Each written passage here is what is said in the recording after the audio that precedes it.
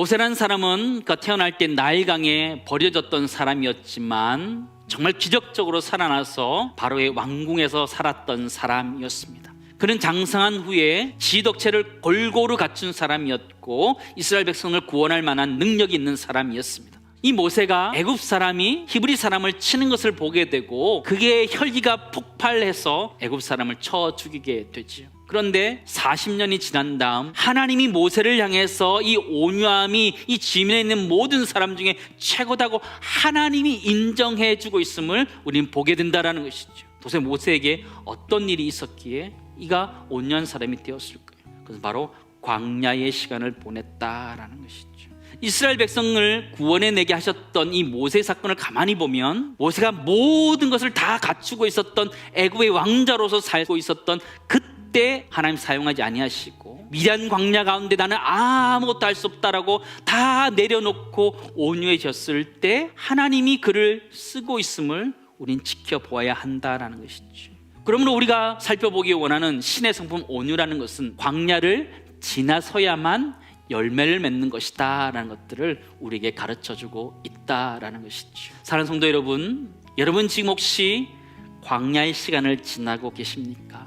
그렇다면 이 시간은 하나님은 우리들에게 온유함을 입혀주시는 시간이라는 것을 잊지 마시기 바랍니다. 그렇게 온유함을 배웠을 때 하나님이 다시 모세를 쓰셨던 것처럼 우리를 쓰시는 것이라는 것을 잊지 마시기 바랍니다. 여러분, 온유라는 말 들으면 어떤 생각이 드세요? 연약한 사람이다, 고분고분 말 잘 듣는 사람이다 이렇게 생각해요. 그러나 성경에서 말하는 온유라는 것은 연약함을 이야기하는 것이 아니에요. 절제된 성품을 이야기하는 것이에요. 성경에 사용된 온유라는 이 단어는요, 야생마가 길들여졌다라고 했을 때 프라우테스라는 단어를 쓰고 있다는 것이죠. 야생마가 힘은 있어요. 그러나 그 힘이 주인에게 딱 통제되는 것, 그것이 바로 온유다라고 얘기하는 것이죠. 사무엘상 24장에 보면 다윗이라는 사람이 사울 왕을 죽일 수 있는 기회를 맞이하게 됩니다. 사람들이 다윗 왕에게 이를 죽이자 하나님이 허락하신 것이다 라고 생각하며 이야기합니다.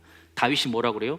자기 사람을 금하였다라는 것이죠. 왜요? 여호와의 기름 부으신 자를 자신의 손으로 죽이는 것 있을 수 없다는 거예요. 절제할 스님이 그에게 있었다는 것을 우리에게 보여주고 있죠. 두 번째 나누기 원하는 것은 이것입니다. 신의 성품 온유라는 것은 절대로 약한 것이 아니다라는 것이죠. 도리어 통제된 힘이라는 것을 우리에게 가르쳐주고 있는 것을 우리는 기억하시기 바랍니다. 여러분, 살아가면서 온유해가지고는요 자기 거 하나 찾을 수도 없지요. 근데 성경은 온유한 자가 땅을 유업으로 받는다 약속하고 있어요.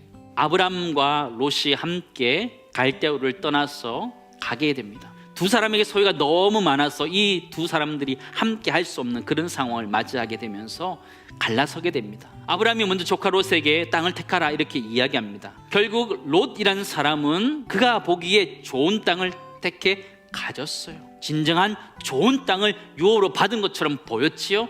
그러나 그가 골랐던 그 땅은 어떤 땅이었어요? 소돔과 고모라 죄악의 땅이었다는 것을 우린 잘 알고 있어요. 그러나 아브라함이 택한 것도 아니고 어쩔 수 없이 가졌던 그 땅은 어떤 땅이었어요? 하나님이 약속하신 땅이었다는 것을 우리는 알게 되죠. 하나님 우리들에게 그 아브라함과 같은 약속의 땅 등을 허락해 주신다라는 걸 기억하면서 그 땅을 받아 누릴 수 있는 애가 우리 모두의 있기를 간절히 소망합니다. 온유한 자들이 또 어떤 것들을 누릴 수 있을까요? 나의 마음이 온유하고 겸손할 때 마음의 쉼을 얻을 수 있다 이렇게 이야기해 주는 거예요. 온유한 자가 어떻게 마음의 쉼을 얻을 수 있을까요?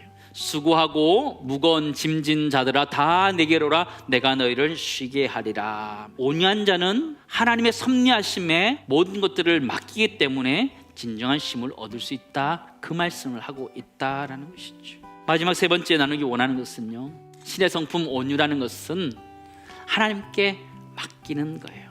우리에게 주고 싶어 하시는 하나님의 온유라는 것은요, 빼앗기는 게 아니에요.